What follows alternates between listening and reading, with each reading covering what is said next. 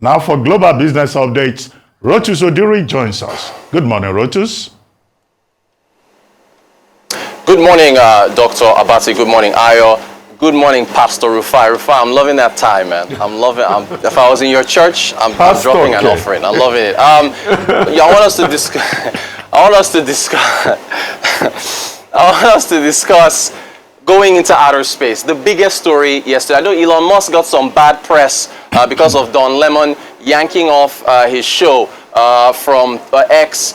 But Elon Musk got good press yesterday. There was a trending video of a young Elon Musk back in 2001, 2002, introducing SpaceX. Please take a look, take a look. Elon Musk, E-L-O-N, M-U-S-K, Chief Executive Officer of Space Exploration Technologies, or SpaceX. That was in 2000, and SpaceX was formed in 2002. 2 years after Nigeria got GSM, when Obasanjo auctioned off GSM for us to go get what we got right now as far as networks. And since 2002 to 2024, what this man has achieved is genius level. Here is Starship. Starship is his grand plan to take the human race into other planets and colonize other planets. First of all, they're getting their money from NASA. They want to take payloads to the International Space Station. They also want to take astronauts to the moon, and then they want to colonize Mars. So it's the biggest story. This tweet or this video got about 10 million views. Here is the takeoff of Starship.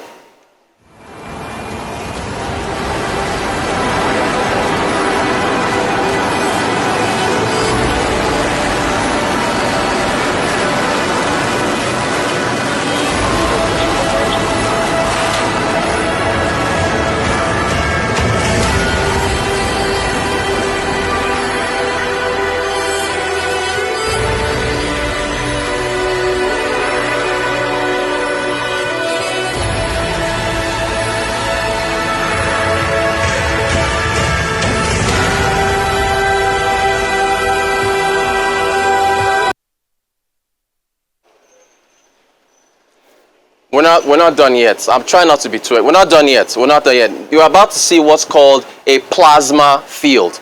I don't want to get too much into the astrophysics of this, but the plasma field is when an object is re-entering Earth's orbit and going through the ozone layers that protect the Earth from this shining light that's on my face and burning me up right now, the sun. You of course have heat that generates, and if you're a small vessel, you would disintegrate into powder. But Starship is incredibly large and was able to withstand that. And also, by the way, because we'll get to the internet outage just a moment, I was just talking to one of our Arise digital team members in one of our groups about Starlink. Listen to Starlink as Starship enters back into the office. Listen to the commentary. The Earth's atmosphere. This is where the Earth's atmosphere is doing the work to slow us down. So like we said, this plasma field is, what a view. We hope to maintain these views throughout. Starship is so big that we're hoping that the plasma field doesn't entirely blanket the entire vehicle. Right now, it is not. The Starlinks are Views brought still... to you by Starlink.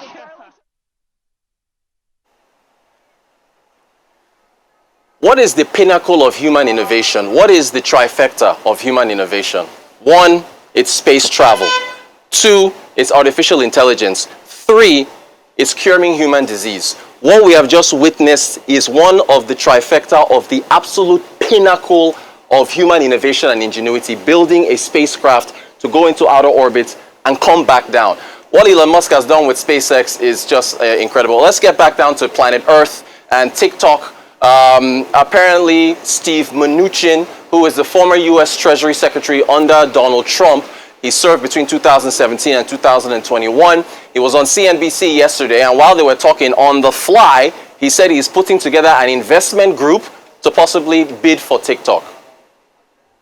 You know, when I was Treasury Secretary, I chaired CFIUS, and CFIUS approved, and I had President Trump sign an order that TikTok had to be sold. And I continue to believe that. So I think the legislation should pass, and I think it should be sold. I understand the technology. It's a great business, and I'm going to put together a group to buy TikTok. You're trying to buy TikTok? I am, because this should be owned by U.S. businesses. There's no way that the Chinese would ever let a U.S. company own something like this in China. You heard Steve Mnuchin say CFIUS. CFIUS is C-F-I-S. It is the Committee for Foreign Investment in the United States. And what that committee does is they vet any foreign money coming into the United States to make sure there's no terrorism financing, to make sure it's not a foreign adversary. And, you know, politicians, this is a former Goldman Sachs exec. By the way, they tried to sell, when Trump, and Dr. Abati talked about this yesterday, when Trump initially signed off on TikTok being sold, CFIUS, of course, tried to get a deal with Mnuchin to sell TikTok to Microsoft. They ended up going to Oracle. Oracle brought in Walmart, but then the deal fell through because of geopolitical concerns. How much is TikTok right now? The valuation, well, the valuation for ByteDance is about 250 billion. The valuation for TikTok is somewhere around 50, 60 billion. I saw a valuation of 100 billion. The problem, of course, is can Mnuchin or whoever wants to bid get that done within the 180 days, even if it passes the Senate? Because the word we're getting now is that this bill may not pass the Senate, but we'll see. We'll see what happens. And then China right now, the language from China, they're not going to sell. And then thirdly, the technology. This is a subsidiary in America. The algorithms and all the tech behind TikTok that make you trend and so on and so forth, it's in China. So they asked him, that clip, we shut it down, but we cut it down. The longer clip, they're asking him, what are you going to do? How are you going to get the algorithms? He's like, we'll build it up from scratch. That's what was happening in TikTok. You three spent a good amount of time talking about insecurity and kidnapping.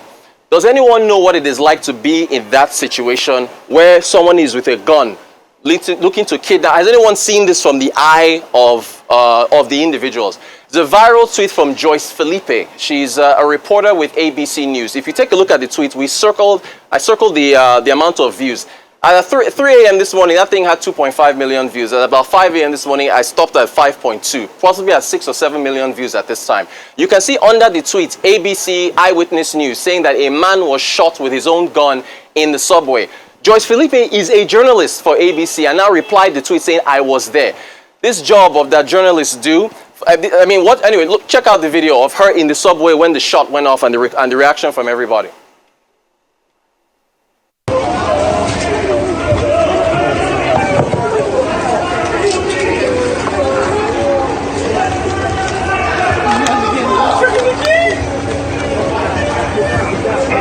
Where's the NYPD? Oh my God!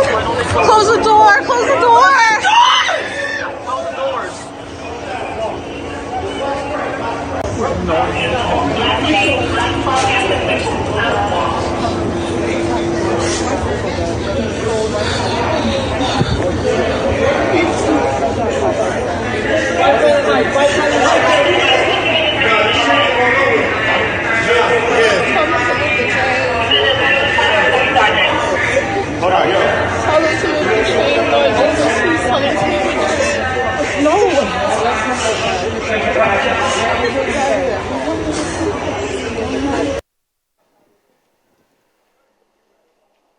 This was just captured yesterday, and to bring this home to Nigeria, New York as a state, in fact, New York's budget is probably slightly bigger than Nigeria. So you heard somebody saying, where's the NYPD? Where's the NYPD? And you saw the NYPD officers, state police, walking around with their guns looking for the guy. Apparently the guy died or something to that effect. But, you know, terrorism, kidnappings, this violence is a harrowing experience. This is one of the biggest tweets that's floating around social media right now. Another popular tweet, it's still Women's Month, let's not forget. We're still celebrating women, and we're still celebrating, or rather trying to downplay, trying to fight biases against female professionals. Here's a tweet from Yashir Ali. That one, last I checked, it was 1 million, now it's at 2.5 million views, right? You can see the commentary there, where this lady introduces herself as a pilot. U.S. Senator, I think his name is Durnick. He's a senator from the state of Minnesota. After she has introduced herself as a pilot, says, oh, can you tell me about your experience being a stewardess? And then he had to be corrected. Here's the clip. My name is Laura Hayner, and I'm a Minnesota resident and a Minneapolis-based pilot for Delta Airlines. Ms. Hayner, is that correct? Yes. So can you tell me what a typical work week looks like for you as a stewardess? How does I'm a first officer for Delta. Pardon me? I'm a pilot for Delta. I'm sorry. I apologize. I don't know why I said that. I'm so sorry. So that's been making the rounds, of course, that how men just see a woman in aviation and the first thing they think about is she's a stewardess serving people food. Meanwhile, this is an established pilot that serves an association that was attending a hearing in Minnesota. So we still got a long way to go. Let's get to Nigeria. We all know about the outages. We all know about the submarine cables that had issues. You just talked about that. Look, at this point, we're at this point where when your internet goes down, life might as well be over. I mean, it was really difficult yesterday operating without internet. As far as, when you think about how to shut a country down and, bring down their defenses, we really have to expand our networks. And speaking of expanding our networks, the federal government is looking at $2 billion to ring-fence Nigeria, fiber optic network. Our broadband penetration for throughout 2023 has been under 50%. So just to backtrack, to give people a little background here, we've got two clips for you. First is Bosun Tijani. Well, both are Bosun Tijani, but first, this is where Bosun Tijani first said he had carried out a study with his team and had estimated that it would cost somewhere from $1.5 to $2 billion to bring fiber optics through Nigeria. Calculation. This is actually it's a good question. We did the calculation. I've had meetings over meetings, and we finished that meeting today on this particular conversation. It's going to cost us roughly about $1.5 to $2 billion to wire the entire Nigeria. Then, that was, I think, about September of 2023 or October. We then caught up with Bosun Tijani, of course. Myself, Rolaka Kinkube, of course, Dr. Abati was with us in Davos. And so I asked him that question. I was like, where is the money going to come from? And here was his answer. So we're working hard to put it together, and I'm extremely excited at the interest that we're getting. Rolaka, you're an investor, so you probably understand how this works. It's infrastructure, so many people want to be part of it, right? And what we're thinking, the government is not going to pay for it, but government will guarantee the loan for private company to actually lay, because if government pays, then we don't achieve our objective. Not only do we want to secure the fund, we want to ensure that in the next 2 to 3 years, a significant part of Nigeria is covered. For those who understand the power of connectivity, you can understand what that would do to our economy. It's significant. It's going to be one of the biggest things I do as a minister. So that's it. You can see a pattern here with Festus Keyamo going to France, trying to get the government to guarantee lessors or leasing of leasing of planes to Nigeria. And you've got Bosun Tijani on the digital side trying to guarantee, on the other side, investors to come in and wire up Nigeria. That's our update. Excited you talked about Starlink first and the giant strides of Elon Musk and space travel. I mean, the question is, do we have a government that thinks enough in the development of tech? I remember leading up to the 2012 elections in America, this same Elon Musk, Obama was talking about how he gave Elon Musk a loan. The government of America gave Elon Musk a loan. When Mitt Romney was making jest at Obama by saying, oh, you're giving all these companies loan, Tesla, Cylindrica, and all of that. But guess what? Those companies that the American government gave loans back then, 10 years ago, are the biggest companies in the world today with market cap. So government too needs to play their role in also ensuring that these companies get off the foot.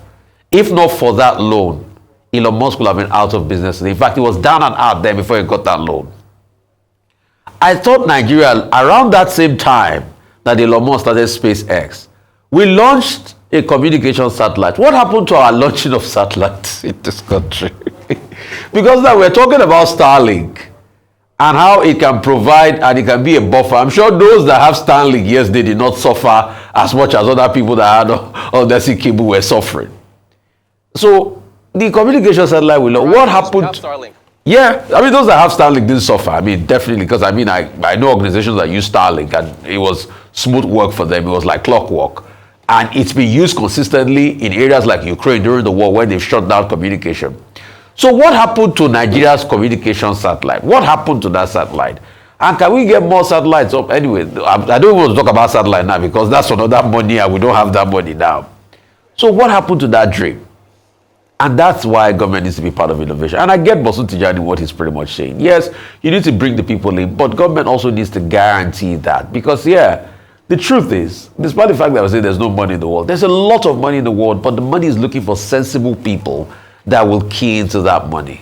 So there's a lot of learning we can take. The success of Elon Musk, as seen today, that now morphed into being the world's richest man, is the success of the American government. If the American government didn't dole out those loans, they will go nowhere. This NASA space travel and everything, government invests heavy money, but we are busy padding our budget. That's what we do with our money.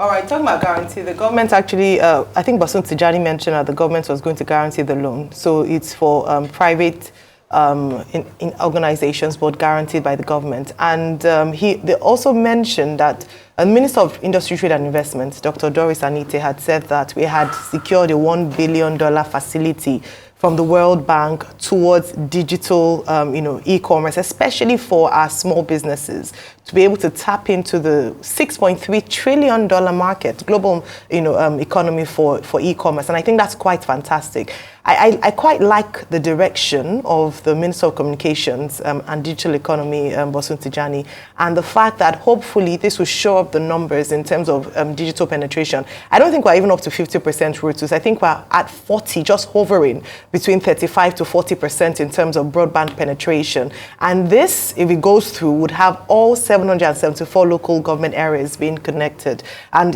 just imagine the possibilities for businesses, for e-commerce, for us to tap into that. Even though we're not yet able to compete with Elon Musk's SpaceX or the space race, at least we can, begin to play in that $6.3 trillion economy, e-commerce economy. So great work, great job. I'm looking forward to that being, material. It's kicking off in about 4 states. I know Kogi is one of them, a few states in the next 6 months. So we'll begin to see traction there and hopefully also measure how far they've gone based on the timelines that he's given.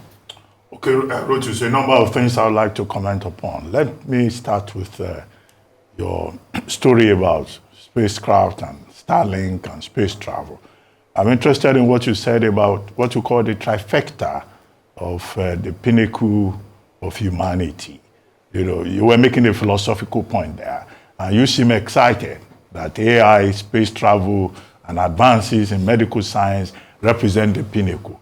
Well, I don't think we have even reached the pinnacle yet. The whole point that we teach, when we teach aesthetics and mankind, how human beings try to dominate nature and try to continually expire and expand human possibilities, is that there's no limit, absolutely no limit to it. When the typewriter was invented at the beginning of the 19th century or 20th century, there were people who said, oh, man has reached the height of it, that we can move from a fountain pen to a typewriter. Then when television was invented, everybody was excited. They said, oh, this is the pinnacle of humanity. In 1961, when Yuri Gagarin went to space, there was similar excitement. Now we have reached a stage where human beings want to leave the surface of Earth and go and have a holiday in outer space. So you never know what will come tomorrow. When the internet came, we were wondering, oh, how do we survive without the internet? Now it's artificial intelligence. But this is the capacity of man to continually reinvent himself and dream to dominate space and nature. But what should be the pinnacle of humanity, in my view, should be when, the brotherhood of man, what is called the hierarchy, when people have respect for the dignity of others, not this cutthroat competition that we find in science, in literature, and elsewhere. That's that about that. As for TikTok, the Chinese, the spokesperson of the Chinese Foreign Ministry, Wang, was speaking yesterday, and he said China is going to apply necessary measures to make sure that, Americans don't buy TikTok, despite the efforts by Nunchi. The valuation of TikTok is about $286 billion. But what I find curious, however, is that it's not just the US that is reacting against TikTok and saying ByteDance must divest. The Prime Minister of Canada yesterday said they too are carrying out intelligence review to see whether or not TikTok poses a threat to national security in Canada. However, TikTok is not allowed in the same China. This is the irony. China says this is banditry, that when you like something that another person has and you want to grab it, that's not trade, that's banditry. But they don't allow the same TikTok in their own country. They have something they call Douyin, which is used only inside China. But Nushin should not get ahead of himself. There is no guarantee that the Senate, would go the same way as the House of Reps. So we may be on this story for quite a long time. Quickly, the Bank of Japan is going to start its monetary policy meeting on Monday. What are we likely to see? A move away from the ultra-accommodative stance, particularly now that today Rengo, the umbrella union for workers in Japan, is going to announce rates at which the various companies have increased wages. So with wages being increased, with Nippon Steel, Kobe Steel increasing wages to about 14 point something percent, 21 point something percent, and Nissan, Honda, Toyota also increasing beyond 5.5%. Rengo will give us the details later today. So if, there's more money to spend, consumer spending goes up, would the Bank of Japan, will it tighten monetary policy, beyond where it has been since 2016? Finally, Steve Hanke, the applied economics professor at Johns Hopkins, is saying that Javier Milei of Argentina must dollarize the economy as he has promised, but it looks like he's moving back. Now, this week, he announced a peso swap, and he's saying that will not go far enough, that he has to go the way of Ecuador and Panama, as he has recommended, and that in any case, the U.S. is not going to say, don't dollarize your economy. And I say, well, look at this. Here in Nigeria, we are complaining about dollarization. Elsewhere, to have financial economic stability, dollarization is being recommended as the way to go, with Argentina having the highest inflation rate in the world of 282% or thereabouts. But what do you think the Bank of Japan is likely to do next week, Monday, Tuesday? We might see an exit from negative rates, Doctor. We might actually see it next week. That's what the markets are pricing in. All right, well, thank you so much, Rotus, for your time this morning.